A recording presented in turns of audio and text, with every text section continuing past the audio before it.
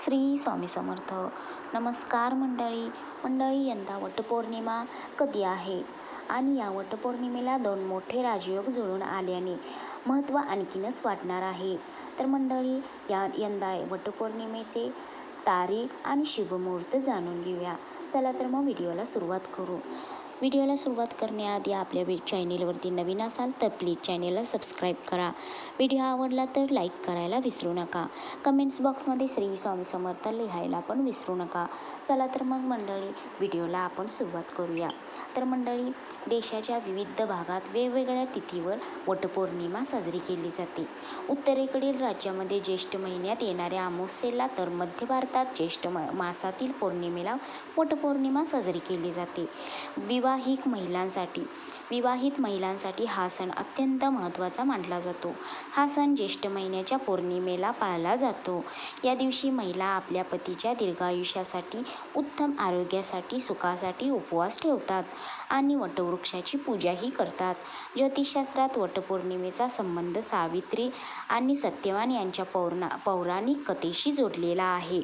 असे मानले जाते की सावित्रीने आपल्या पतीवरील भक्ती आणि दृढनिश्चयाच्या जोरावर यमराजाकडून आपल्या पती सत्यवान यांना जीवनदान परत मिळवून दिले होते. तर हा उपवास वैवाहिक जीवनातील सुख, समृद्धी, सुदैवाचे प्रतीक मानले जाते. यावर्षी वटपौर्णिमेला 2 शुभ योग जुळून आलेले आहेत, ज्यामुळे त्यांचे महत्त्व आणखीनच वाढलेले आहे. तर मंडळी, यावर्षी पंचांगानुसार वटपौर्णिमा व्रत 29 जून रोजी पाळले जाणार आहेत. यावर्षी वटसावित्री आणि वटपौर्णिमा व्रतामध्ये सुमारे 1.5 महिन्याचे अंतर असेल, कारण यावेळी महिना 17 मेपासून सुरू होत आहे. पंचांगानुसार पौर्णिमा 29 जून रोजी पहाटे 3:07 सुरू होईल आणि 30 जून रोजी पहाटे 5:27 संपेल. त्यामुळे उदय तारखेनुसार वटपौर्णिमेचे व्रत 29 जून रोजी पाळले जाईल. पंचांगानुसार या दिवशी 2 शुभ योग तयार होत आहेत. पहिला शुक्ल योग सकाळी सुरू होत आहे, दुपारी 2:36 टिकतो. 36 मिनिटांपर्यंत आहे. दुसरा ब्रह्मयोग पहिल्या शुक्ल योगानंतर तयार होतो. या दोन्ही योगामध्ये पूजा करणे शुभ मानले जाते.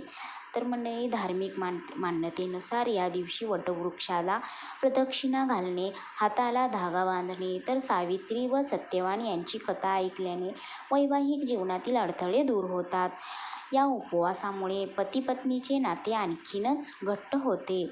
असे मानले जाते की वटपौर्णिमेचा उपवास भक्तिभावाने आणि विहित विधीचे पालन केल्याने शाश्वत सौभाग्य, सुख आणि समृद्धी प्राप्त होते.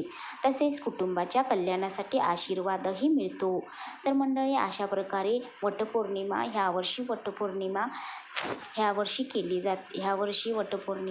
तुम्ही ह्या दिवशी 29 जूनला तुम्ही वटपौर्णिमा साजरी करू शकता. हा शुभ दिवस आहे. 29 तारखेला वटपौर्णिमा शुभ मानली जाते.